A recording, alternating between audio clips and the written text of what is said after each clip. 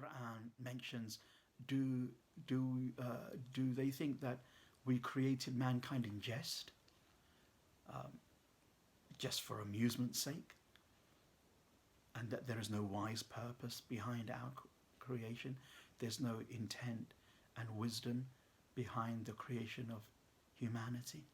That's what the Quran repeatedly asks.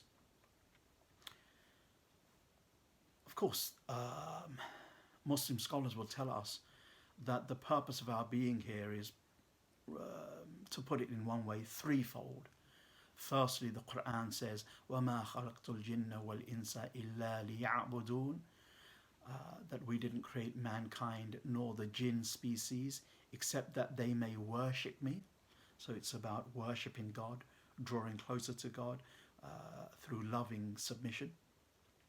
And then also the second reason, لِتَعْلَمُوا, that we may know God, which is which is intertwined with worshipping God. Allahu alladhi khalaqa sab'a samawati wa min al-ardi mithlahunna. God is He who created the seven heavens and of the earth a similar number. يَتَنَزَّلُ الْأَمْرُ بَيْنَهُنَّ, so that His command descends amidst them.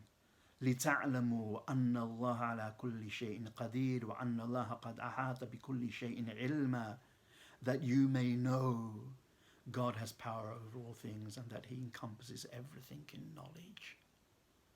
So لِتَعْلَمُوا, that you may know. And of course, we can't worship God without knowing something about God. That's how the two are intertwined. We cannot worship that which we don't know.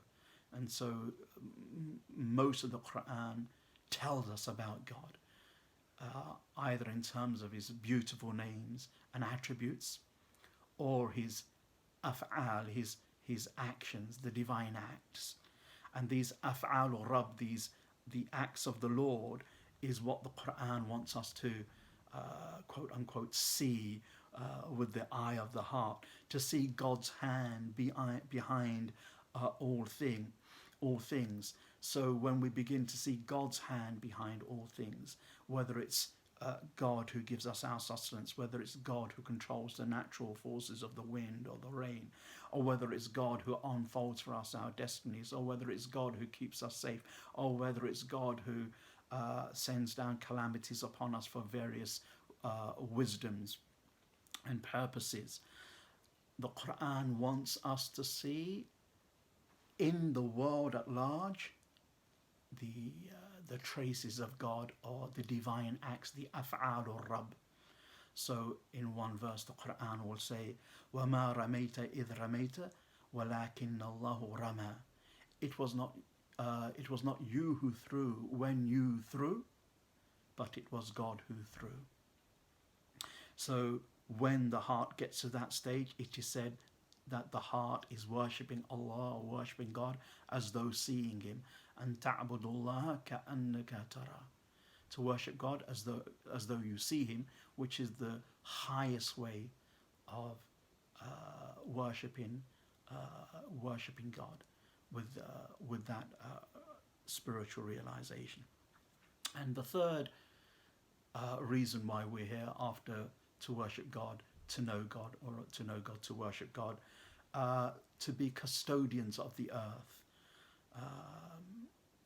And when your Lord said to the angels, Inni ja'ilun fil ardi khalifa, I am placing on earth a vicegerent, a caretaker, a custodian, who not only will have the nature of khalifa, of one generation being succeeded by another, which is the linguistic meaning of khalifa, to succeed another, to come after another, in the sense of one generation comes after another, which comes after another, but also with the meaning of upholding justice and keeping the balance that God set the earth in a particular balance, to keep that very balance. So the Khalifa is the one who keeps establishes God's justice on earth and keeps the balance, although we're not doing a terribly good job at the moment of keeping the ecological balance, so that the way we inherited the earth from previous generations, we can pass on the earth in an intact manner to future generations. So that's a threefold, or that is a threefold reason of our teleological reason of being here.